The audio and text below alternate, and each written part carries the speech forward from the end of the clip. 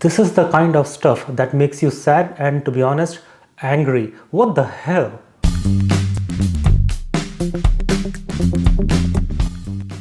A total of 7 Desis from California were charged for insider trading fraud.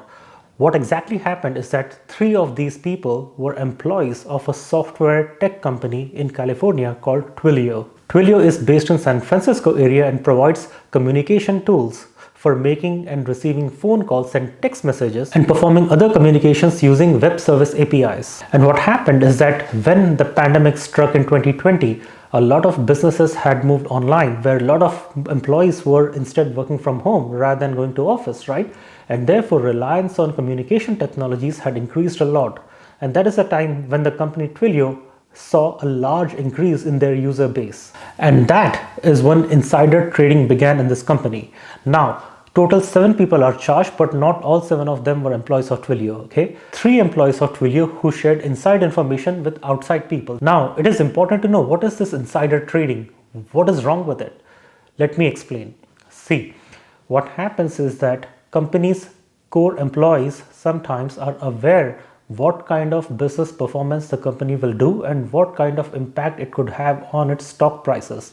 Therefore, such employees are barred from making crazy stock trades in the stock market to take advantage of that insider information, because then you are not on the level playing field. Other investors of your company who do not have that information would not be able to get the same level of benefits from the stock trading, right? Now, I'm putting in very simple terms. So what happens is that, let's say you are a company and you are about to get a huge business deal from a customer, okay, huge customer. And because of that, you know that your earnings will go up in future, and because of which your stock value will also shoot up. Now, if you know that this company is going to get a big customer and that information is not yet available to the market, now using that information advantage, if you buy a lot of stocks of your company, or if you share this information with outsiders of the company who are not supposed to know the trade deals, then they will buy a large share of stocks of that company and then sell it off when the shares go up, right? And this is why there are strong regulations regarding insider trading. Now, what these people did at Twilio was that 3 people were handling Twilio's invoices, and one of them came to know that from one customer from whom they were earning a few $1,000s, from the same customer they were going to earn close to $1 million or something, a huge number like that. And what this person did along with 2 of his friends is that one person shared this inside information with a friend of his, the second person shared this information with his brother, the third person shared this information with his girlfriend and his roommate. A total of 7 people now had this information, and they had a group chat in which they were exchanging information about it, and they were all communicating in Telugu. Now, a point to be noted is that the 3 employees at Twilio were already aware that they were not supposed to use this inside information to make stock gains, right?